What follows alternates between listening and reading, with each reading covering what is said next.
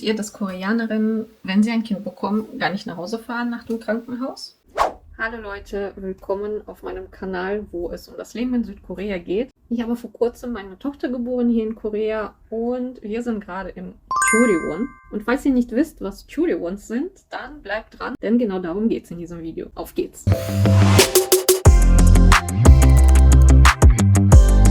Was sind denn nun Chollewon? Chollewon sind sehr einzigartige Einrichtungen in Korea, und zwar postnatale Betreuungszentren für Mütter und ihre Kinder. Vor allem aber für die Mütter. Also Koreanerinnen gehen in einen Chollewon normalerweise direkt nach der Geburt hin, beziehungsweise sie bleiben halt ein paar Tage noch im Krankenhaus. Und danach gehen die meisten Koreanerinnen in so ein Chollewon. Man bucht sich quasi ein Zimmer hier und ein Fachpersonal kümmert sich um das Baby 24 Stunden, 7 Tage die Woche, egal ob es Feiertage sind oder nicht. Während die Mütter in dieser Zeit halt entspannen können, auch mal ausschlafen können. Sie können hier auch Sachen lernen, also wie man das Kind badet, wie man das Kind füttert. Also es gibt hier dann Stillexperten, ja, wie man das Kind auch wickelt und so weiter und so fort. Also es gibt halt viele Sachen, die man hier lernen kann als Mutter. Man wird halt die ganze Zeit betreut. Es wird für einen gekocht, es wird für einen geputzt, es wird für einen gewaschen. Also man kann hier auch Wäsche abgeben zum Waschen. Es wird in meinem Fall zumindest täglich, kann man seine Wäsche abgeben und dann kriegt man es am nächsten Morgen komplett frisch gewaschen und getrocknet zurück. Das war jetzt ein bisschen alles sehr zusammengefasst. Fangen wir aber vielleicht ein bisschen von vorne an. Wie funktioniert das Ganze mit Chollewon? Also sobald man weiß, dass man schwanger ist, sucht man sich schon mal in der eigenen Stadt aus, in welches Chollewon man gehen möchte. Chollewons werden aber privat betrieben, das heißt, man zahlt aus seiner eigenen Tasche dafür. Ich glaube zumindest meistens. Gibt vielleicht auch öffentliche, habe ich mal gehört, wo dann auch Kosten teilweise übernommen werden. Aber ich glaube, sehr viele werden halt privat betrieben und dann entsprechend werden die Kosten nicht gedeckt. Wie hoch sind die Kosten für solche Chollewons? Das hängt ganz davon ab, in welcher Stadt man in Korea ist. Seoul ist natürlich am allerteuersten.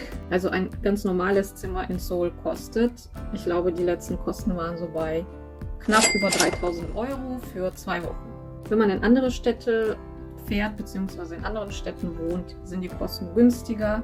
Also zum Beispiel in Daegu sind, glaube ich, für ein ganz normales Zimmer so um die 2.000, vielleicht mit 1.500 oder sowas Euro, also so Hälfte. Und es gibt halt auch, wie gesagt, normale Räume und dann gibt es auch VIP-Räume. Die sind dann halt größer und haben vielleicht mehr Ausstattung und so weiter. Die Chollewons sind alle ein bisschen unterschiedlich, haben unterschiedliche Regeln. Ich habe mir eins versucht auszusuchen, wo zum Beispiel viel Wert auf Stillen gelegt wird, wo einem wirklich beigebracht wird, wie man richtig stillt, dass da auch eine Stillberaterin dabei ist. Dann war für mich auch wichtig, dass zum Beispiel auch mein Mann auch mal hier bleiben kann. Also es ist halt häufig so, dass der Mann gar nicht dabei sein kann, beziehungsweise halt wirklich nur die Frau mit dem Baby ins Chollewon geht und der Mann dann zwischendurch mal besucht. Bei mir ist das zum Beispiel der Fall, dass mein Mann tatsächlich auch im Chollewon bleiben kann.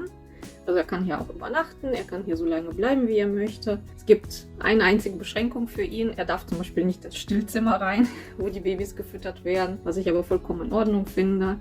Das Essen für ihn ist auch nicht mit drin, aber er kann sich das halt sozusagen bestellen, also vorher Bescheid geben, dass er hier auch essen möchte, dann bekommt er hier halt auch Essen. Aber ansonsten ist halt nur mein Essen mit drin, also mit eingeplant, seins nicht. Aber ansonsten kann er hier halt die ganze Zeit bleiben, übernachten und alle anderen Sachen halt auch genießen, sage ich mal. Also klar, die ganzen Kurse und sowas, die es hier gibt, sind auch für Mütter. Aber er kann sich halt hier 24 Stunden 7 aufhalten, auch das Baby nehmen und so weiter und so fort. Und das Dritte, was für mich wichtig war, zum Beispiel, dass ich die Möglichkeit habe, mein Kind immer bei mir zu haben, beziehungsweise sehr viel Zeit haben kann mit meinem Baby. Weil in einigen Chollewons ist die Zeit ein bisschen beschränkter. Hier in diesem Chollewon, wo ich bin, ist das so, dass man das Baby zum Beispiel zwischen, ich glaube, 8 Uhr morgens bis 10 Uhr abends immer wieder zu sich aufs Zimmer nehmen kann und die ganze Zeit zusammen verbringen kann. Und wenn man nicht damit klarkommt oder es irgendwie Probleme gibt, kann man immer das Fachpersonal fragen oder das Baby zurückbringen ins Neugeborenenzimmer. Oder. Das waren so die Kriterien, die für mich wichtig waren in einem Chollewon. Es gibt vielleicht Chollewons, die das anders machen. Wie gesagt, in der Nacht zum Beispiel kann ich nicht wirklich das Baby bei mir behalten, was für mich aber okay ist, weil es wird einem halt wirklich Zeit gegeben zum Ausschlafen. Und ich glaube, danach sehnen sich sehr viele, die gerade erst eine Geburt hinter sich haben. Dass einfach 3 Tage, 4 Tage, 5 Tage danach einfach der Schlaf fehlt, weil man sich ständig um das Baby kümmern muss. Man weiß noch gar nicht richtig wie. Und da fehlt einfach der Schlaf. Und hier kann man sich einfach mal ein bisschen erholen und ausschlafen. Und ich finde das vollkommen in Ordnung, dass man sich Zeit nimmt, auch mal ein bisschen zu erholen und einfach mal das Kind zwischendurch auch einfach mal an Fachleute abgibt, weil die kümmern sich wirklich sehr gut um die Babys hier. Was passiert, wenn man in so ein Churi One eincheckt? Erst einmal bekommt man so eine wunderschöne Kleidung. Ich werde jetzt nicht das ganze Ding zeigen, aber das ist wie so ein Nachthemd im Grunde genommen. Hier ist auch ein Logo von dem Churi One. Und im Grunde genommen laufen alle Mütter in diesen Nachthemden den ganzen Tag lang.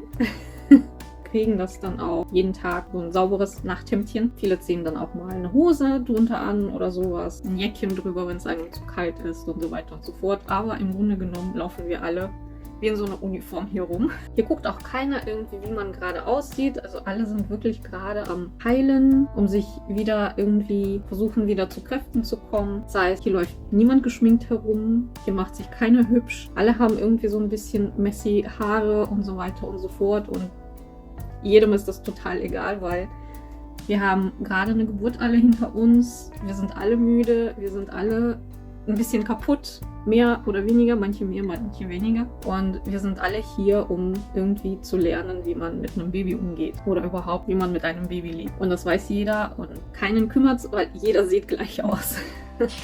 Also hier gibt es einen Tagesablauf. Erst einmal gibt es hier 5-mal am Tag Essen. Morgens gibt es halt Frühstück, Mittagessen und dann Abendessen. Abendessen ist relativ früh, 5:30 glaube ich hier bei uns.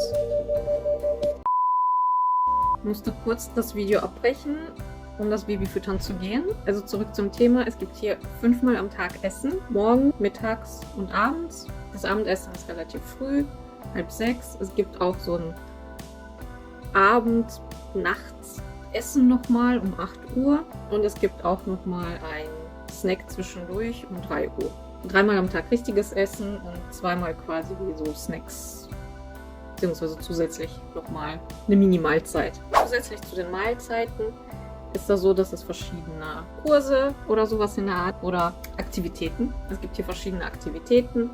Darunter fällt zum Beispiel ein Yogakurs, der findet 2-mal die Woche statt. Dann gibt es Sachen, die so 2-wöchentlich stattfinden.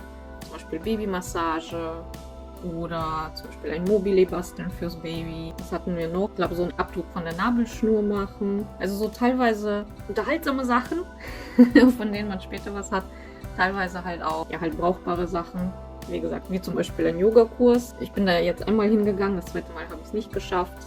Das war echt mega gut. Also die haben das extra auf Frauen zugeschnitten, die gerade Mutter geworden sind. Das heißt, dass man sich halt nicht so viel bewegen kann, dass man auch mal Schmerzen hat, dass man gerade irgendwie untere Rücken oder sowas dafür halt Übungen macht. Und das alles halt sehr mild, ohne irgendwelche komischen Verkrümmungen oder sonst was, die man in diesem Zustand natürlich nicht hinbekommt. Es gibt nicht jeden Tag immer irgendwas. Zum Beispiel gab es auch, an einem Tag gab es auch quasi wie so eine Lektion bezüglich der mentalen Gesundheit für die Mütter. Also es gibt hier schon sehr viele verschiedene Sachen, die, wie gesagt, sowohl die Gesundheit unterstützen, als auch so ein bisschen Unterhaltungsfaktor haben, über die ganze Woche verteilt, was ich sehr cool finde. Also man hat so einen schönen, so Abwechslung, sage ich mal, in Aktivitäten. Man muss nicht überall daran teilnehmen, also man kann einfach dahin gehen oder halt nicht dahin gehen. Also das entscheidet dann jeder selber, was einen interessiert. Dann haben wir zusätzlich hier zum Beispiel auch ein Jjimjilbang. Jjimjilbang ist eigentlich so die koreanische Sauna. Aber wir haben hier keine richtige Sauna, aber wir haben zum Beispiel so einen kleinen Raum mit so einem extra beheizten Boden, wo man die Temperatur einstellen kann. Also es ist nicht einfach nur so ein normaler Boden mit Bodenheizung, sondern schon so ein extra Boden, Steinboden, wo man für sich selber die Temperatur einstellen kann. Dann kann man sich einfach drauflegen, mit einer Decke zudecken und dann einfach die Hitze genießen. Also für die Leute, die sowas mögen. Ich bin jetzt nicht so der Fan von sowas. Also manchmal ist das echt ganz schön, aber durch die ganze Schwangerschaft und jetzt immer noch, mir ist sehr oft heiß einfach nur. Also zusätzliche Hitze brauche ich da wirklich nicht. Ich brauche eher so ein bisschen kühleren Raum als eine Hitze. Und dann gibt es auch das gleiche nochmal für die Füße. Also es gibt wie so eine kleine Box, wo man so die Füße reinstecken kann und dann kann man dort quasi die Temperatur einstellen und dann die Füße quasi aufwärmen. Und es gibt noch eine sehr coole Sache, die erstmal vielleicht ein bisschen merkwürdig klingt, aber es gibt auch wie so eine kleine Wanne. Und in der Wanne ist Wachs. So, und dieser Wachs wird halt aufgehitzt, damit der schmilzt. Man kann seine Hände so reintun. Also es fühlt sich ein bisschen heiß an erstmal. Ja, man tut halt so die Hand rein in das Wachs, holt sie wieder raus und das Ganze wird halt ein bisschen steif natürlich auf der Hand. Und das wärmt erstmal die Hand. Die Durchblutung wird viel besser auf der Hand und zusätzlich wird halt die Haut befeuchtet. Ich habe am Anfang erstmal gedacht, als mir das gezeigt wurde, irgendwie ist das merkwürdig, was bringt das Ganze? Und dann habe ich das mal gemacht und es hat echt gut getan mit den Händen. Also irgendwie ist der Druck von den Händen weggegangen, die Haut hat sich schön angefühlt und irgendwie fand ich das sehr cool, dass es sowas einfach gibt. Man kann einfach immer dahin gehen, einfach die Hände reinstecken und dann wieder abmachen, wieder reintun, das Wachs und das war's. Also es gibt halt viele so mini kleine Sachen. Es gibt auch so einen Gesundheitstee, der da immer steht, den man sich nehmen kann und diverse andere Sachen. Zusätzlich gibt es hier bei uns in dem Gebäude auch noch zum Beispiel 1, 2 Massageeinrichtungen.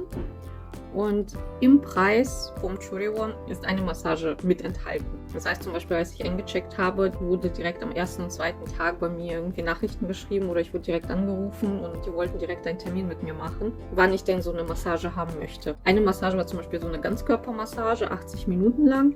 Die war schon sehr toll, weil ich hatte die ganze Zeit Nacken, Rückenschmerzen und so weiter. Meine Beine waren so ein bisschen angeschwollen und es war einfach toll, so eine Ganzkörpermassage zu haben. Aber die sind natürlich auch darauf hinaus, dass man weitere Massagen bucht. Ich habe von anderen Frauen hier gehört, dass sie so begeistert von dieser Massage waren, dass sie einfach dann noch irgendwie 5 weitere gebucht haben oder 10 weitere Massagen gebucht haben, für die man aber extra zahlen muss. Also ich habe bisher noch nichts gebucht, also so unglaublich toll fand ich die Massage jetzt nicht. Ich meine, es war schön und hat sich gut angefühlt, aber ich würde jetzt nicht nochmal eine Ganzkörpermassage nehmen. Ich weiß nicht, vielleicht weil ich mich eigentlich einigermaßen okay fühle und jetzt nicht unbedingt jeden Tag eine Ganzkörpermassage brauche. Ich werde vielleicht irgendwie mal eine Rückenmassage oder so in Anspruch nehmen, aber ich muss jetzt nicht nochmal extra eine Ganzkörpermassage haben. Normalerweise arbeiten Churiwon mit Massageeinrichtungen oder anderen Einrichtungen. Zum Beispiel gibt es auch so ein Neugeborenen-Shooting. Also es kommt ein Fotostudio hier hin und dann bieten sie auch ein kostenloses Babyshooting an. Und dann versuchen sie natürlich auch zu sagen, weil es in Korea üblich ist, zum Beispiel auch Fotos für 50 Tage zu machen. Also wenn dein Kind 50 Tage wird, werden hier immer Fotos davon gemacht und 100 Tage. 100 Tage sind super wichtig in Korea. Da wird ein richtiges Shooting gemacht. Viele buchen halt so ein Neugeborenen-Shooting, so ein Paket Neugeborenen-Shooting, 50 Tage und 100 Tage. Und dann halt ein Jahr gegebenenfalls. Und die Fotostudios arbeiten dann halt mit den Churiwons zusammen, dass die ins Churiwon kommen und dort die Fotos schießen. Das Neugeborenen-Shooting zum Beispiel umsonst. Und dann versuchen sie euch halt ein ganzes Paket anzudrehen für die weiteren Tage. Und so funktioniert das hier. Und genauso ist es halt mit den Massagen. Eine ist umsonst, aber wenn ihr weitere wollt, müsst ihr dann dazu bezahlen. Es hängt auch alles vom Churiwon ab, welche Sachen sie hier anbieten, was sie nicht anbieten. Je teurer so ein Churiwon ist und luxuriöser, desto mehr Sachen gibt es. Es gibt Churiwons, die zum Beispiel auch Ärzte vor Ort haben. Also in meinem haben wir jetzt keinen Arzt vor Ort. Oder es gibt auch welche, die so diese chinesische Medizin, traditionelle Medizin, Ärzte hier im Haus dann haben. Also das hängt ganz vom Churiwon ab. Das muss man sich halt anschauen, irgendwie in welches Churiwon man geht und was sie überhaupt anbieten als Service. Aber so in etwa funktioniert das Ganze. Und die wichtigste Frage natürlich, was passiert mit dem Baby eigentlich in so einem Churiwon? Ich meine, wie ihr seht, für die Mutter gibt es ja 100.000 Sachen hier. Jedes Churiwon hat so einen großen Raum, wo alle Babys dann drin schlafen, beziehungsweise sich die meiste Zeit aufhalten. Und ein Fachpersonal kümmert sich darum. Also es gibt, bei uns sind, glaube ich, weiß nicht, bestimmt jetzt 20 Babys hier, glaube ich. Um die 20. Kann ich mir vorstellen. Und dann sind halt immer 24/7 in diesem Raum mehrere Frauen, die sich die ganze Zeit um die Babys kümmern. Also wickeln, füttern, wenn das gewünscht ist. Das kommt halt auch immer aufs Churiwon an, wie die das machen. Bei uns kann ich zum Beispiel sagen, okay, füttern Sie bitte nicht mit Pränahrung. Das ist natürlich schwierig, wenn man gerade aus dem Krankenhaus kommt und noch gar keine Milch vielleicht hat. In vielen Krankenhäusern in Korea bekommt man das Baby gar nicht aufs Zimmer. Es wird halt auf der Neugeborenenstation meistens betreut. Und dementsprechend kann man jetzt das Füttern gar nicht richtig hinstellen in den ersten paar Tagen, sondern wenn, dann macht man das halt erst im Churiwon. Also wie gesagt, da muss man auch gucken, was genau das jeweilige Churiwon anbietet. Und bei mir im Churiwon gibt es zum Beispiel auch Stillberatung. Es gibt eine Stillberaterin, die zum Beispiel auch tagsüber mehr oder weniger immer da ist, die man auch anschreiben kann, die man auch anrufen kann, wenn man Fragen hat. Und die läuft dann immer in diesem Fütterungsraum, direkt neben dem Babyraum, wo dann alle Mütter sitzen und ihre Babys füttern. Und dann läuft sie halt von Baby zu Baby rum oder hilft, wenn es mal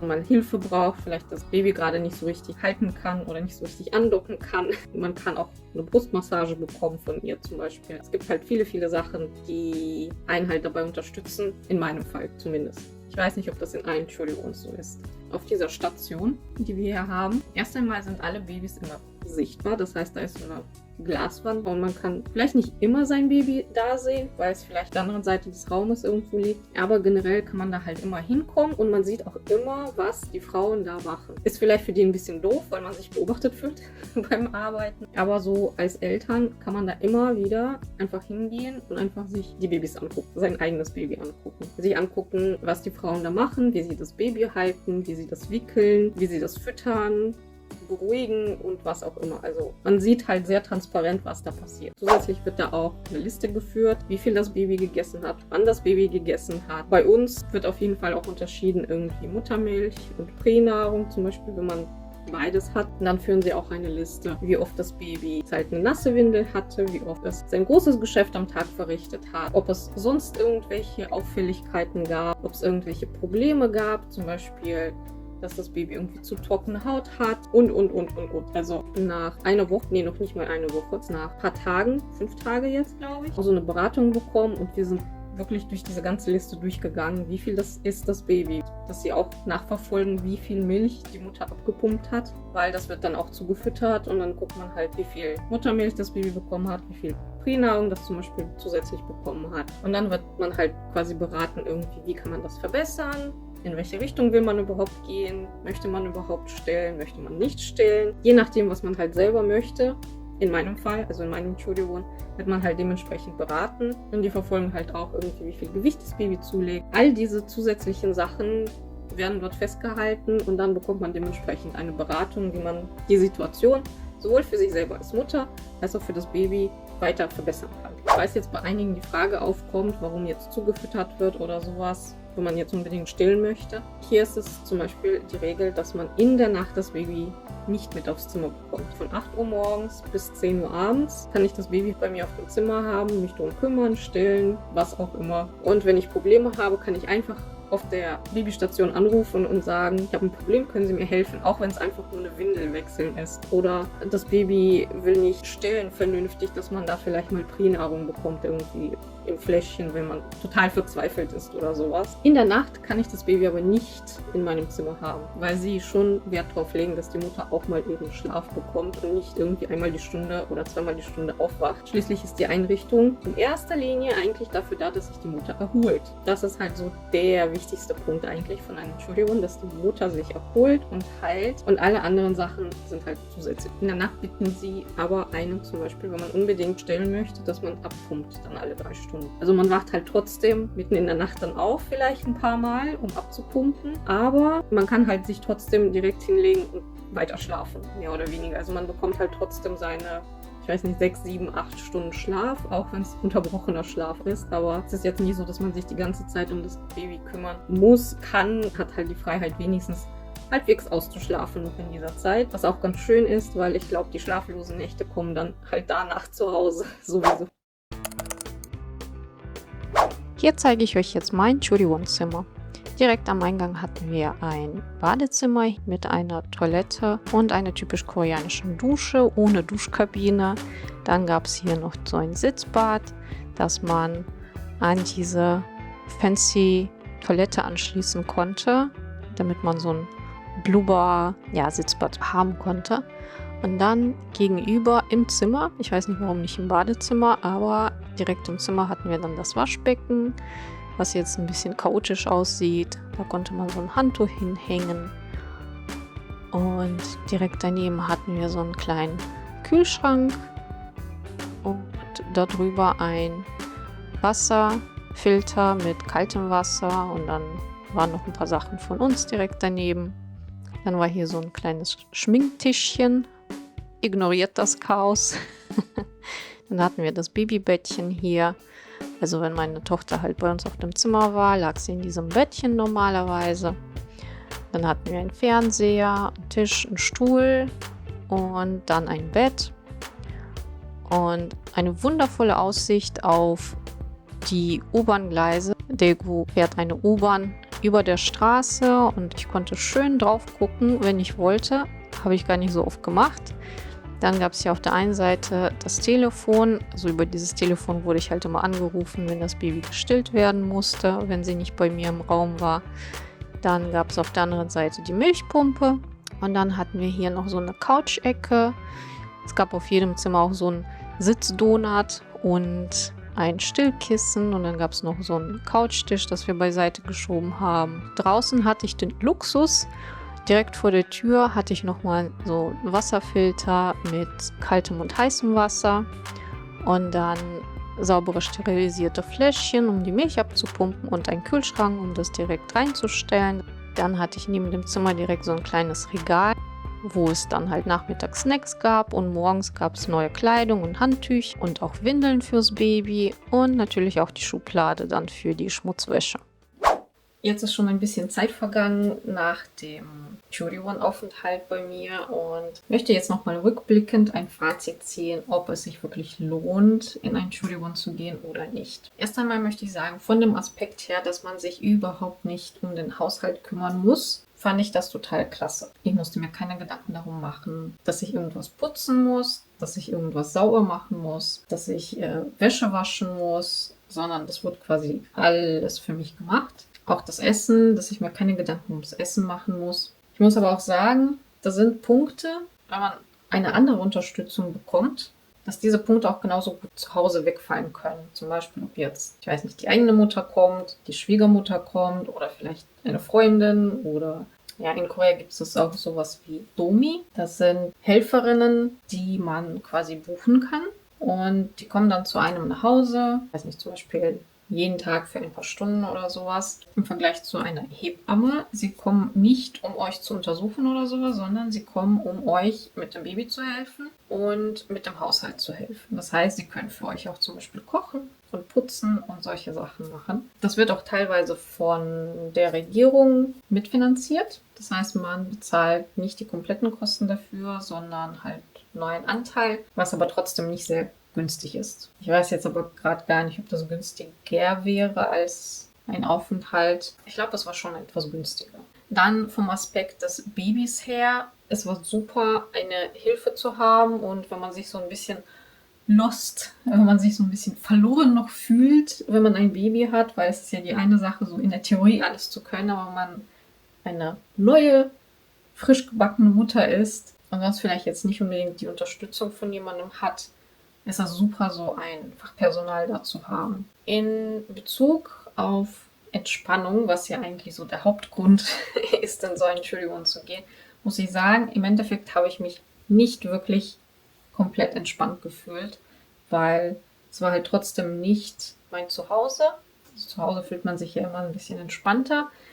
Ich wollte schon nach einer Woche, also ich war da 2 Wochen, ich wollte gerne nach einer Woche schon wieder nach Hause. Da habe ich das Gefühl gehabt, so reicht mir jetzt so langsam. Also generell, ich konnte zum Beispiel nachts auch trotzdem nicht wirklich ausschlafen, weil ich musste halt Milch abpumpen. Das wurde halt alle 3 Stunden angefragt, dass man das macht. Also wahrscheinlich wäre es zu Hause mit dem Baby noch anstrengender geworden, natürlich. Und ich wäre wahrscheinlich noch häufiger aufgewacht. Aber ich habe mir gedacht, im Churiwon musste ich halt aufstehen, vor die Tür gehen, mir die Flasche holen, die Milchpumpe da fertig machen, mich da hinsetzen und so weiter und so fort. Bei dem Baby hätte ich es mir irgendwie ein bisschen einfacher vorgestellt, glaube ich. Dass ich einfach die Kleine nehme und vielleicht einfach im Bett stelle oder sowas. Oder dass sie auch einfach bei mir schläft und man gar nicht aufstehen muss. Also so hatte ich mir das zumindest vorgestellt. So war das am Ende aber leider auch nicht. Also auch zu Hause nicht. Also das hat mich irgendwie doch schon gestresst. Also generell das ganze Abpumpen. Das war wirklich nicht so meins. Also stillen fand ich gut. Damit bin ich halt gut klargekommen. Ja, ich hatte auch am Anfang Probleme, aber das hat sich halt relativ schnell bei mir eingependelt und ich fand das Stillen 1000-mal besser als Abpumpen. Ja, ich hätte kein Problem gehabt, damit die Kleine halt ständig irgendwie zu stillen oder häufig zu stillen. Wenn ich zu Hause gewesen wäre, war ich auch ein bisschen genervt, weil ich halt zwischen 2 Etagen hin und her rennen musste. Also ich war in der 8. Etage und die Kleine war in der 6. Etage. Und ja, ich hätte sie auch bei mir ins Zimmer nehmen können, habe ich auch gemacht. zwischendurch. Aber zwischendurch war sie halt auch auf dieser Neugeborenenstation und ich war gerade da zum Stillen. Dann nach einer halben Stunde rufen sie wieder an und sagen, ja, kommen sie wieder runter, weil die Kleine vorher eingepennt ist. Und dann habe ich die wieder zurückgegeben und es war so ein Hin und Her und hin und her. Und ich habe von der Stillposition, die dort gezeigt wird, habe ich so schlimme Rückenschmerzen bekommen. Also es war so überhaupt nicht bequem. Sogar meine koreanische Schwiegermutter, als sie gesehen hat, wie ich im Churiwan gestellt habe, meinte so, das sieht überhaupt nicht bequem aus. Und ich so, das ist auch nicht bequem. Zwar mit so einem Stillkissen. Und zu Hause habe ich das dann auch mit dem Stillkissen 1 oder 2 Mal gemacht. Und dann dachte ich mir so, nee, ich probiere jetzt einfach mal ohne. Und ohne war das so viel einfacher. Da habe ich mich richtig entspannt danach. Ja, dann bin ich auch im Churiwan auch noch krank geworden.